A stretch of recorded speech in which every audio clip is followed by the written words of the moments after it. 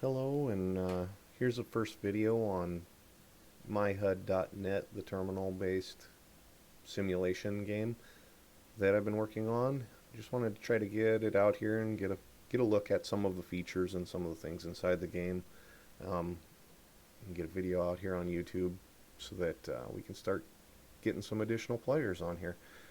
So I'm going to show off the GUI version of this game. Initially, when I developed it, I kind of wanted to just have a terminal-based game, but after some thought and stuff, um, new players just weren't attracted towards the actual terminal and the typing. So I decided to throw a GUI where you can click on some things and actually have a playable point-to-click type of um, access as well. Now, there are a lot of things that are still in the terminal and require you to use the terminal because that was the heart of the game, and I still want to stay that focus. So we'll just look at the graphical thing here today and go over a few of the features and see if we can point some stuff out and get some interest. So initially, when you can go to myhud.net and it will take you to the original login screen where you'd get the terminal game, but you can click the click here link to get the actual GUI login. I'm going to go ahead and log in here, throw in my password, and connect.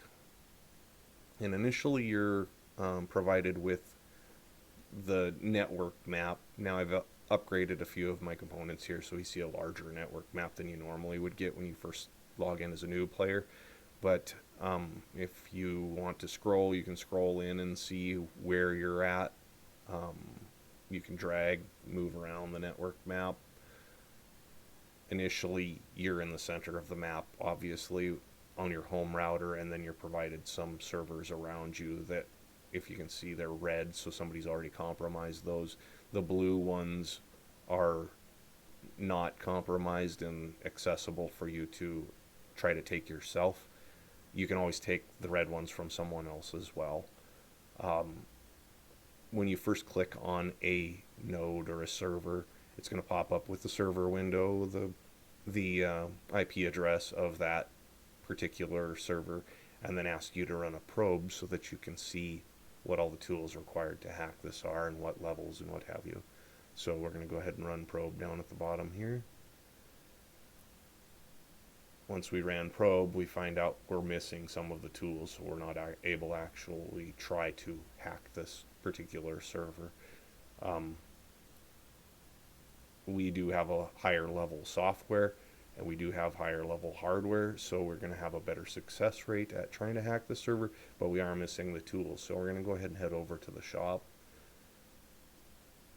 and it did require an exploit kit and a port scanner, so we'll buy the port scanner, we'll buy the exploit kit, and click off the screen, and you'll see that now everything is lit up in green and we're ready to try to hack this. So let's give her a shot. Now that was a successful hack. They're not always successful, but they will burn your tools either way. So you have to go buy new tools every time you try to attempt to hack. If you notice, everything is popping up in the terminal down here because, like I said, this game originally was a terminal simulator, and you could type these commands out if you wanted to simulate the original um, access.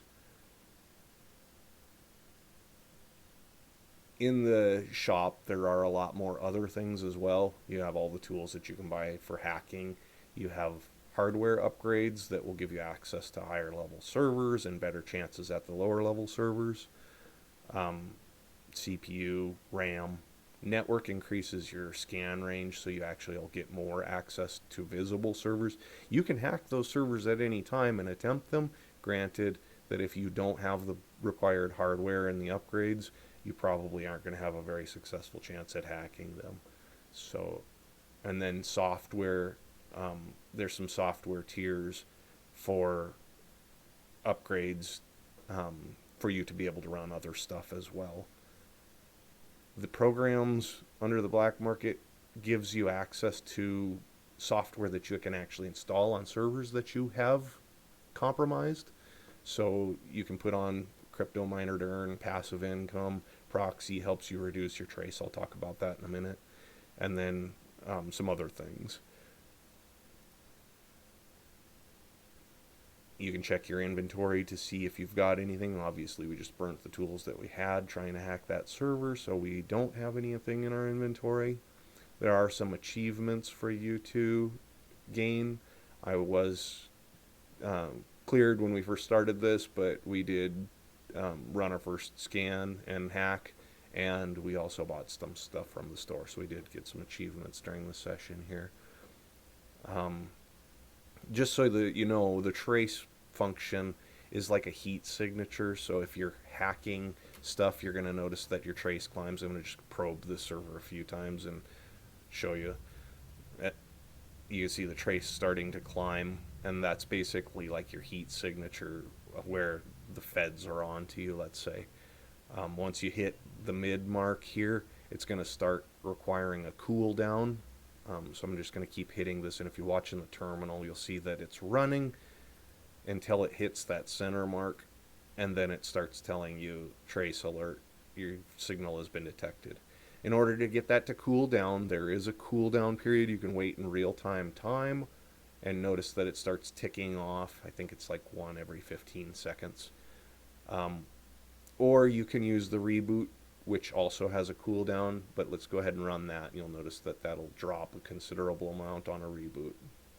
And it kind of simulates a log out and reboot of the entire system. And then now our trace is down back below where we can actually run probes and stuff again.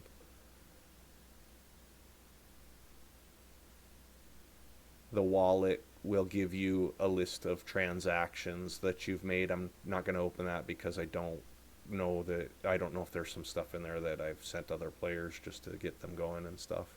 Collect all is when you install the software like the miners and stuff on your nodes, you can collect the income from those, and you're going to want to do that regularly in case somebody decides to take your node.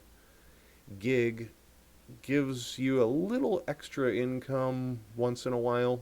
I mean, this is also a cooldown command. It's not meant to be farmed, but if you notice, it gives you a little freelance gig and some extra credit if you're in a pinch and you need something right now. The leaderboard will show up with who has hacked the most servers and who has some revenge. Basically, if somebody took your server and you took it back, you get some revenge bonuses. The terminal just opens and closes that terminal slot. There is a mail system where you can email between players.